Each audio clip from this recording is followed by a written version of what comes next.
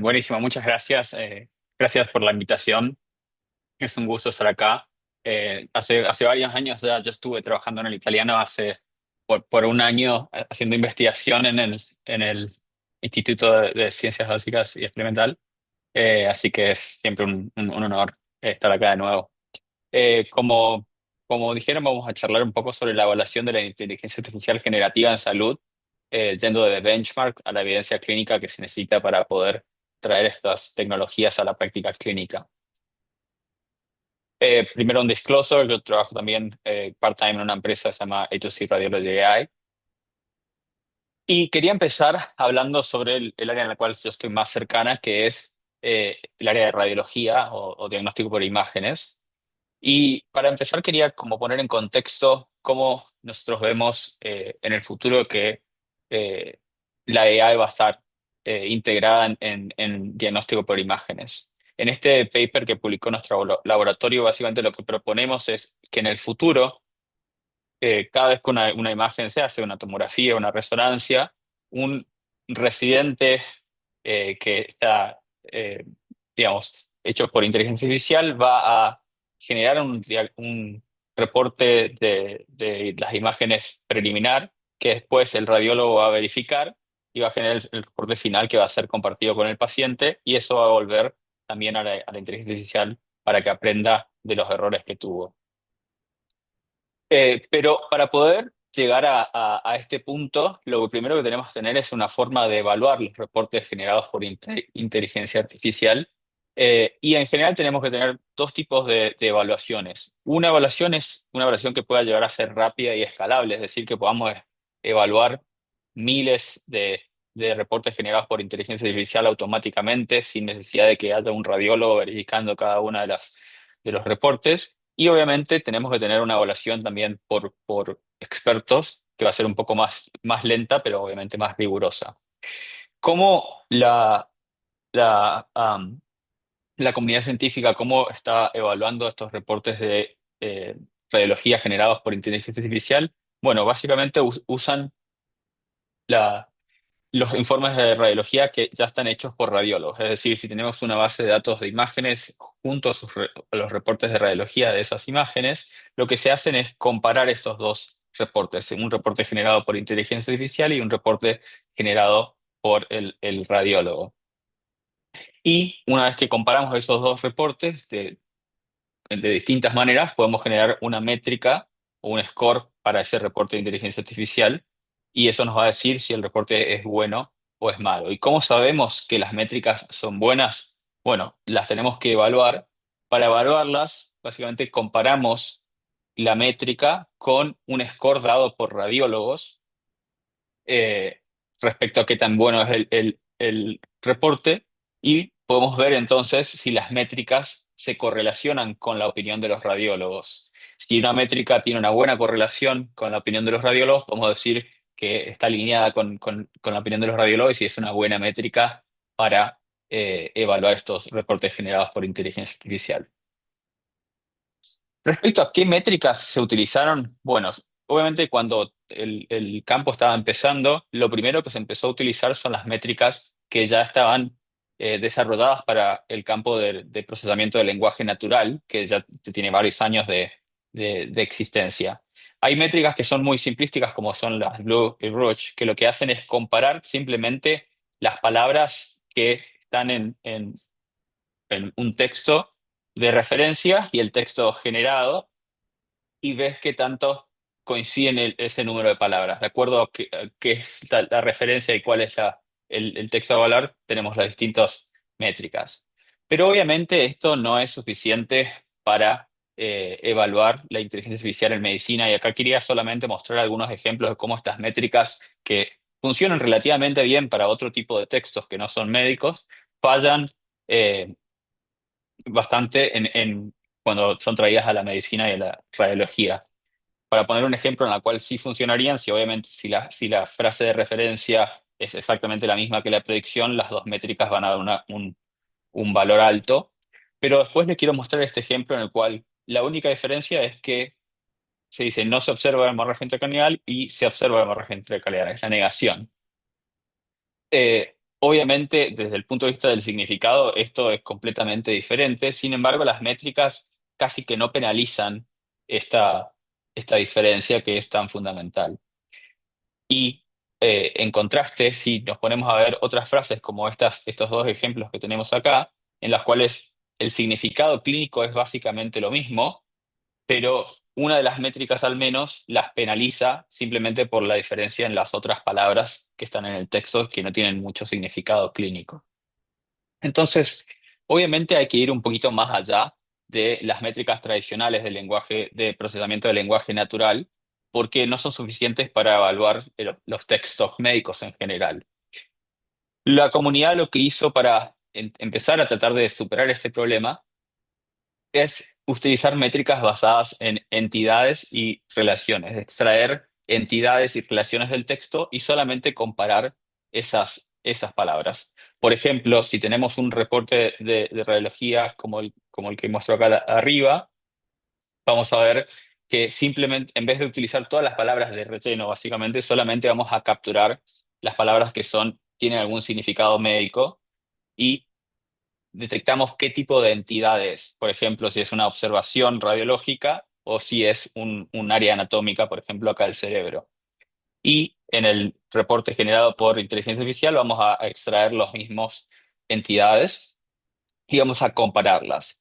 Pero como se pueden ver en este ejemplo, si bien hay dos palabras que coinciden de estas entidades, el resto de las palabras no coinciden y no porque no tengan el mismo significado, porque si se ponen a ver en los reportes, ambos reportes hablan de que hay atrofia cerebral y hay enfermedad de pequeño vaso, pero lo dicen de distinta manera. Entonces podemos ver que si bien esto es una mejora con respecto a las métricas tradicionales, todavía no está al nivel de que necesitamos para medicina. Con esto en vista, nuestro grupo empezó a trabajar en este proyecto que se llama HeadCity One, que básicamente es ir un poquito más allá de lo que fuimos con la extracción de información. Y lo que hacemos es no solamente extraer las entidades en cada uno de los reportes, es decir, vemos que en este caso cambios atróficos y atrofia cerebral son observaciones y cerebro y cerebral son entidades de anatomía, sino que además de extraer esas palabras, las normalizamos utilizando una ontología médica para estas palabras. Entonces, si podemos ver acá todas estas entidades que fueron detectadas, las normalizamos utilizando una ontología, es decir, un vocabulario estándar para el lenguaje médico, y directamente comparamos las entidades que ya están normalizadas. Y podemos ver que en este caso la métrica va a ver que tiene una gran coincidencia entre estas entidades, entonces va a ver que estos reportes son claramente similares, si bien a pesar de que el lenguaje exacto en el reporte sea diferente. Pero hoy en día obviamente tenemos maneras que también pueden ser un poco más fidedignas para evaluar los reportes, incluso en conjunto con la métrica que estuvimos charlando previamente, que es directamente utilizar los modelos de lenguajes de gran escala que tenemos, los como GPT-4 o los GPT-5 ahora, para directamente darles un reporte generado por un radiólogo y el reporte generado por inteligencia artificial y pedirle que busque todos los errores que encuentre y que clasifique la severidad de los errores. Nuestro grupo también desarrolló y validó una métrica basada en utilizar este paradigma para evaluar reportes de radiología de radiografías del tórax hechos por inteligencia artificial. Y pudimos ver que esta métrica fue incluso mejor que las previas que estuvimos charlando respecto a cómo se alinea con la opinión de los radiólogos cuando estaban evaluando los mismos reportes por, hechos por IA. Pero bueno, entonces, si tenemos todas estas métricas, ahora lo que queremos ver es cómo se comportan los distintos modelos de inteligencia artificial que generan reportes.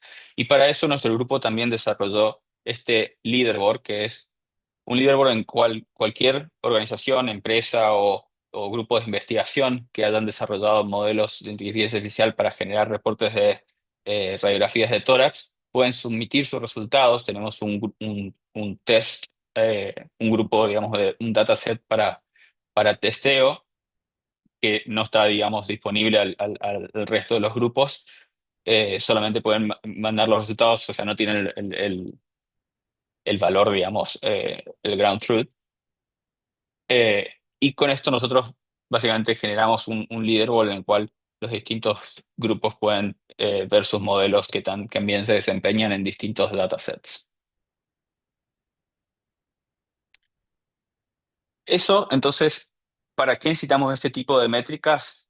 Como decíamos, para poder evaluar estos modelos de forma automatizada y podremos iterar más rápidamente cuando estamos desarrollando estos modelos. Es decir, si tenemos que evaluar por radiólogos cada vez que queremos hacer un cambio en el modelo, entrenarlo de alguna forma distinta, o cuando reentrenamos el modelo con más datos, obviamente no podemos estar esperando que cada vez se evalúe con radiólogos. Entonces, si tenemos estas métricas automatizadas, esto nos permite eh, seguir trabajando en el modelo con mucha más rapidez. Pero obviamente, para poder traer estas tecnologías a la práctica, todavía tenemos que tener una validación clínica con expertos. Y eso es lo que estamos empezando a hacer también en nuestro laboratorio. La forma de validar este tipo de tecnología en radiología en general es con un tipo de estudio que se llama estudios multicaso y multilector. Lo que básicamente se hace es, tenés dos grupos de radiólogos que van a leer radiografías, en este caso es tomografías de tórax, utilizando un reporte preliminar hecho por inteligencia artificial al principio o sin utilizar el reporte hecho por inteligencia artificial al principio. En el caso cuando no están utilizando, eh, usan un template, digamos, ya predefinido de un estudio normal como empezarían normalmente a reportar uno de esos estudios. Y después te los cambia a esos grupos y el grupo que estaba utilizando inteligencia artificial no lo utiliza y el grupo que no estaba utilizándolo lo utiliza. Y comparamos después de ese tiempo qué tanto tiempo tardaron en terminar de leer los estudios y en generar el reporte y qué tan clínicamente de calidad fueron los reportes. Este fue un estudio chico de solamente 3 radiólogos, un estudio piloto, y lo que vimos en este estudio es que se disminuyó el tiempo en general, y fue una diferencia estadísticamente significativa, que se tardaba en terminar de hacer un reporte de esta tomografía de tórax cuando estabas utilizando un reporte preliminar hecho por inteligencia artificial, pero esto no fue tan claro o tan consistente a través de los distintos radiólogos. Hay un radiólogo que se benefició un montón respecto al tiempo, hay uno que se benefició un poquito, y hay uno que casi no cambió, o incluso en general fue un poquito peor. Entonces, esto es algo que ya se vio en distintos otros estudios más grandes. Hay un estudio que publicamos con el laboratorio también en el cual evaluamos 140 radiólogos, pero en una tarea de simplemente clasificación de patologías en radiografías de tórax, y mostraron que el uso de inteligencia artificial beneficia de forma heterogénea a distintos radiólogos, y no es tan fácil de predecir quién se va a beneficiar y quién no se va a beneficiar. En este estudio piloto también lo que evaluamos es qué tantos errores había en los distintos grupos y no hubo diferencias significativas en el número de errores en ambos grupos. Otra forma en la cual empezamos a evaluar estos estudios es con estudios de preferencia. Lo realizamos dentro la evaluación de un modelo multimodal que desarrollamos en el laboratorio que se llama MedVersa. Actualmente el preprint está en ArcSci, pero también está en revisión en una revista. Y este modelo lo que hace es, puede eh, generar reportes de RF de tórax, pero también puede evaluar otros tipos de imágenes, incluyendo imágenes de dermatología, y responder preguntas respecto a eso de distintas maneras. Pero obviamente nuestro laboratorio está más interesado en la parte de imágenes, y lo primero que quisimos evaluar fue qué tan buenos son los reportes de radiología generados por este modelo. Para hacerlo, lo que hicimos es un estudio de preferencia, como les decía, que básicamente lo que hicimos es, teníamos el reporte generado por el radiólogo y tenemos el reporte generado por inteligencia artificial y se le mostramos ambos reportes a otro radiólogo sin decirle cuál fue generado por inteligencia artificial y cuál fue generado por un humano. Y les preguntamos qué reporte, si alguno de los reportes era mejor o si eran clínicamente equivalentes. Y lo que vimos acá es que la gran mayoría de los reportes fueron rankeados como equivalentes. Sin embargo, esto fue un poquito más claro en los reportes normales, que la gran mayoría fueron equivalentes, con más o menos 5 o 4% preferidos los hechos por inteligencia artificial que los hechos por humanos. Sin embargo, para los reportes anormales, todavía la preferencia de reportes hechos por humanos es más grande, lo cual tiene sentido. Pero si te pones a pensar, un gran porcentaje, más del 70% de los reportes en general fueron equivalentes o preferidos los reportes hechos por inteligencia artificial, por lo cual eh, es un gran progreso, digamos, respecto a cómo estábamos previamente en estas evaluaciones. Y cuando evaluamos este modelo, también quisimos evaluar, similar a lo que hicimos en el estudio piloto que les contaba anteriormente, eh, y vimos que en este caso hicimos un estudio similar con 10 radiólogos y vimos que no era tan claro quién mejoraba en el tiempo. Los radiólogos que utilizaban más el reporte preliminar, tanto el reporte preliminar normal como el reporte preliminar hecho por inteligencia artificial, se beneficiaban mucho más en términos de ganancias de tiempo eh, respecto a los radiólogos que no lo utilizaban. Entonces, en conclusión, respecto al uso de inteligencia artificial en imágenes, creo que evaluar la inteligencia artificial generativa en radiología difiere radicalmente de la evaluación de los modelos tradicionales de clasificación por imágenes. Las métricas estándar de procesamiento del lenguaje natural no capturan las sutilezas clínicas, sinónimos, negaciones, que son críticas para un informe radiológico. Hay distintas métricas basadas en la extracción de entidades, relaciones normalizadas y potenciadas por también los modelos de lenguaje, que son prometedoras para evaluar esto a gran escala, pero es imprescindible la validación clínica con expertos para medir cómo, para quién y en qué nivel de desempeño esto beneficia a los médicos, a los radiólogos. Pero saliendo un poco de lo que es la inteligencia artificial para radiología y entrando en el resto de la práctica clínica.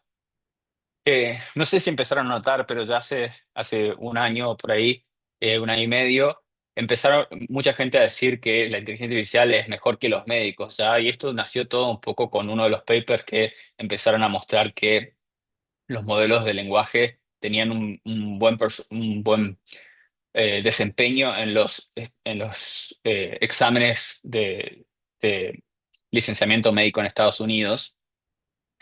Y podemos ver distintas personalidades, digamos, en Twitter que ya dicen que la inteligencia artificial es mejor que los médicos. Esto obviamente empeoró también cuando el paper más reciente todavía mostró que llegó al 91% de certeza, digamos, en estos exámenes, el modelo de Google Made Gemini. Y obviamente GPT-4, GPT-5, todos también tienen una gran porcentaje de certeza en estos exámenes. Pero la verdad es que todos estos benchmarks usan preguntas de múltiplo choice que la verdad son muy frágiles para evaluar este tipo de tareas médicas. Hay un estudio que se publicó recientemente que básicamente hizo unas pruebas de estrés respecto a estos benchmarks y hacen distintas modificaciones en las preguntas que se le hacen. Eh, por ejemplo, eh, darles las preguntas sin una imagen cuando la imagen es necesaria y el modelo sigue respondiendo correcta sin la imagen, o responde fabricando información respecto a una imagen que ni siquiera está presente en las instrucciones. Por lo cual, Esto mostró que esto todavía no está al nivel de lo cual querríamos para la práctica clínica.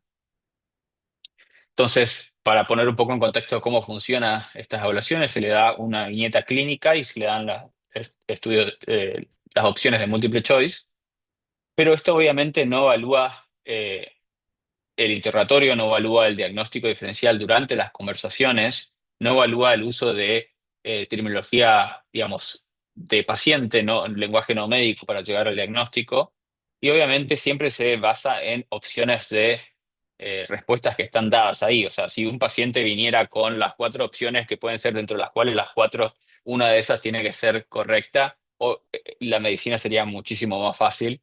Y es lo que yo siempre quiero responder a estas personas que ponen que los inteligencia artificial es mejor que los médicos a esta altura. Entonces, yendo un poco a tratar de resolver esta cuestión, nuestro grupo también trabajó en este benchmark que se llama CraftMD, evaluando distintas especialidades con cierta evaluación de expertos en dermatología, utilizando modelos de lenguaje de texto y multimodales y hablando un poco del monitoreo continuo de estos modelos. Lo que hicimos es básicamente convertir estas viñetas clínicas en un- una conversación simulada entre un paciente que está simulado por un modelo de lenguaje y un médico también estimulado por un modelo de lenguaje. Entonces los pusimos a las dos inteligencias artificiales a conversar basado en esa viñeta clínica y después otra inteligencia artificial evalúa para ver si el diagnóstico al cual se llega es similar. Y después tuvimos a expertos evaluando cada una de estas tareas para ver si de verdad el modelo de lenguaje obtuvo la información necesaria, si el paciente utilizó terminología no, si utilizó terminología médica o no médica, y si la inteligencia artificial que decía si los diagnósticos eran correctos, estaba funcionando bien. Y una de las cosas que encontramos en este estudio es que cuando pasamos de darles la viñeta clínica, como vemos en los exámenes múltiple choice, a pedirles que tengan una conversación con el paciente en el cual tengan que obtener la información, obviamente el desempeño de los modelos baja muchísimo y se recupera un poco si le pedimos a ellos que a- ellos mismos hagan como un mini resumen de la conversación y se lo volvemos a pasar a ese resumen porque eso obviamente es como que trata de simular lo que los modelos están más acostumbrados a ver, que es las viñetas clínicas que ven en los exámenes. Pero otra cosa que me pareció muy importante que encontramos es que si le sacamos las opciones múltiple choice y le pedimos que directamente haga el diagnóstico sin darle las opciones, obviamente el desempeño disminuye muchísimo, eh, lo cual es un poco obvio, digamos, pero se pierde cada vez que evaluamos estos modelos con los benchmarks que venían siendo más utilizados anteriormente. Y esto nos sirve para evaluar cómo van evolucionando las distintas modelos mientras se van desarrollando. En el paper lo que mostramos es básicamente cómo evolucionó Mistral 1 y Mistral 2, que son modelos open source, eh, de una versión a la otra. Y otras organizaciones y empresas empezaron a desarrollar sus propias benchmarks. Uno de ellos es Health Bench, que fue desarrollado por OpenAI, en lo cual ellos reclutaron un montón de médicos, más de 250, y les pidieron que busquen, que les ayuden a generar distintos tipos de conversaciones que serían realistas y que serían, digamos, significativas que un paciente o un médico podría tener con estos modelos de lenguaje y a otros médicos le pidieron que generen como unas rúbricas para cada una de las conversaciones de qué es lo que tendría que ser correcto en estas conversaciones y de esa manera básicamente rankean cada una de estas conversaciones para ver qué tan buenas fueron. Hicieron distintos tipos de conversaciones a través de distintas áreas temáticas y a través de distintos axis de evaluación. Cada una de las rúbricas evalúa las conversaciones a través de un axis que sea qué tan completas fueron, qué tan certeras, qué tanto presta atención al contexto, qué tan buena fue la comunicación y qué tan bien el modelo sigue instrucciones. Y estos fueron los resultados que tuvieron, que son un poco obvios, que los modelos que razonan, entre comillas, digo razonan porque lo que hacen es básicamente generar un poco más de texto previamente para llegar a la respuesta correcta, que no necesariamente razonan, a veces lo alucinan también. Eh, bueno, pero los modelos que razonan, entre comillas, tienen mejor desempeño en este benchmark que hizo OpenAI.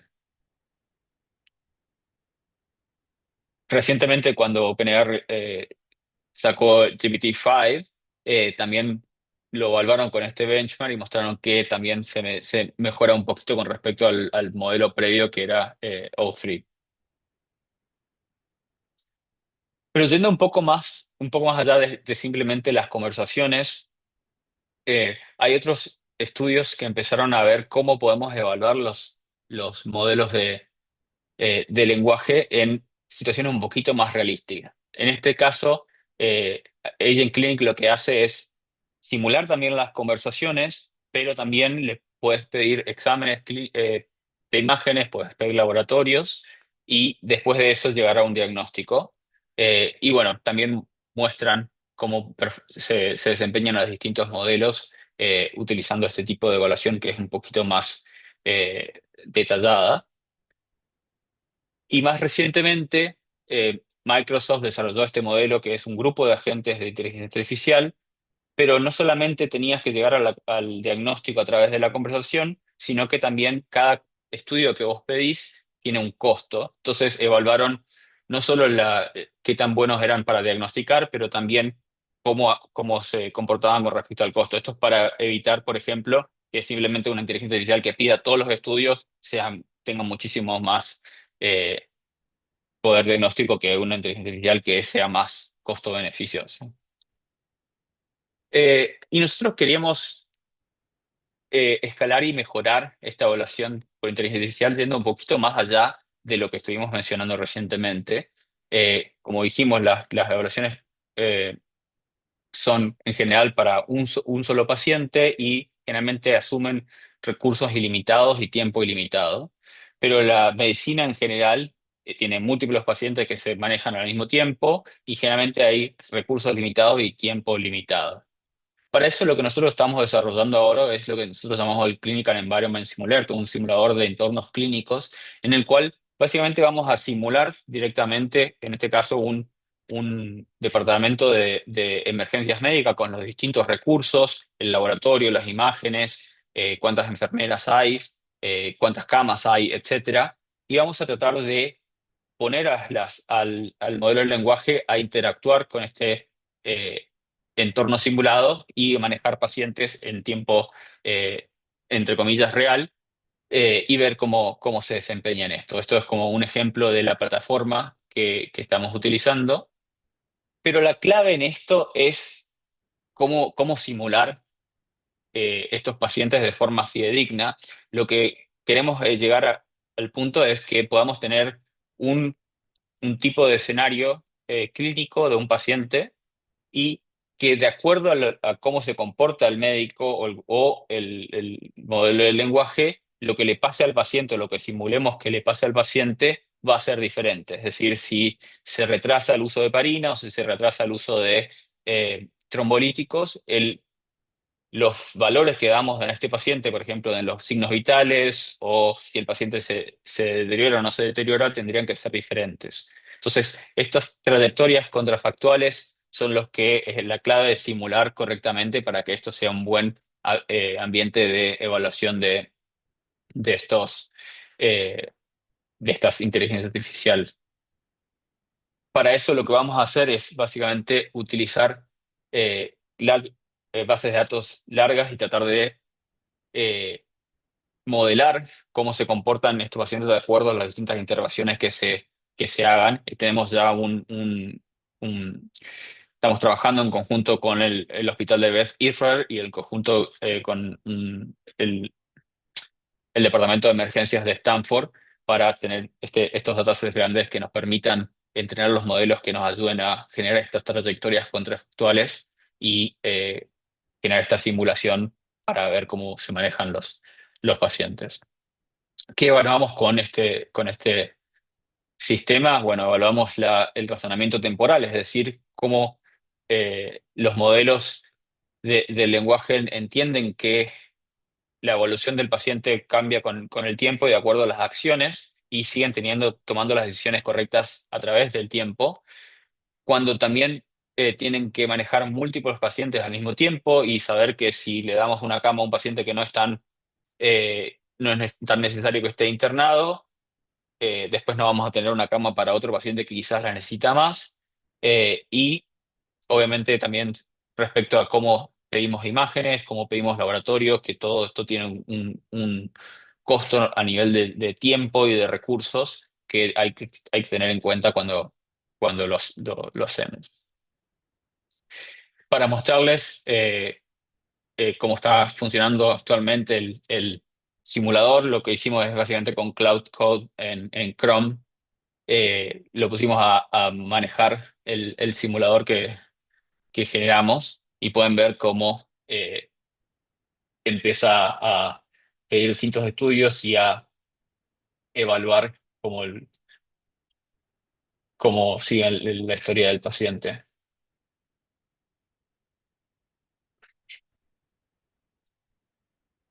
En un estudio piloto que realizamos con la plataforma actual, pudimos ver que cuando los pacientes fueron de forma secuencial, es decir, como presentaríamos en los benchmarks previos, eh, re- en comparación con cuando los recursos eran limitados, es decir, cuando había múltiples pacientes al mismo tiempo y tenían que pelear por recursos, la certeza diagnóstica del modelo que hablamos, que fue Cloud 4, disminuyó casi un 10%. Esto todavía es preliminar, lo hicimos con solamente un grupo limitado de escenarios, pero ya nos va mostrando que esto es algo que va a servir para evaluar estos modelos en tareas más realistas.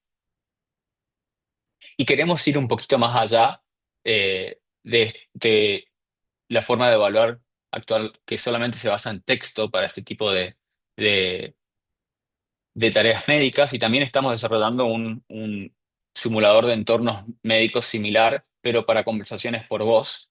Una de las cosas que queríamos evaluar es las conversaciones por voz en emergencias, es decir, cuando llamas al la línea de emergencias.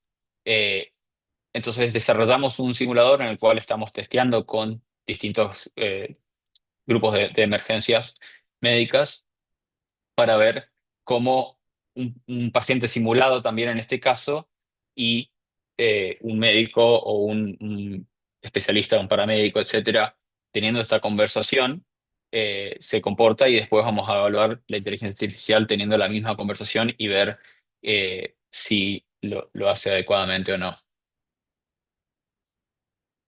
Eh, pero bueno, siempre como les decía, estas formas de evaluar todavía son basadas en eh, pacientes simulados o directamente inteligencia artificial eh, simulando ser el paciente. Para llegar a la práctica clínica lo que necesitamos es estudios clínicos.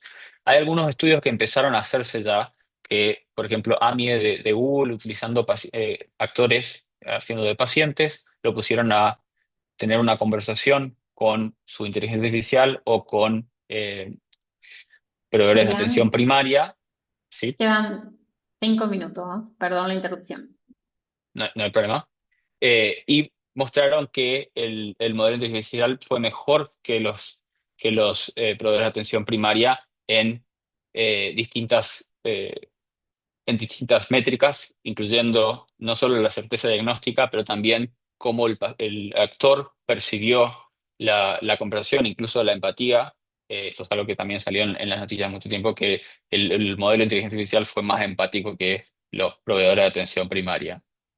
Y están yendo un poquito más allá en estos estudios, mostrando que en vez de ponerlos a hacer toda la interacción diagnóstica, pusieron al modelo de inteligencia artificial solamente a hacerle el interrogatorio y sin hacer ninguna recomendación y generando un mínimo resumen que después se lo dan al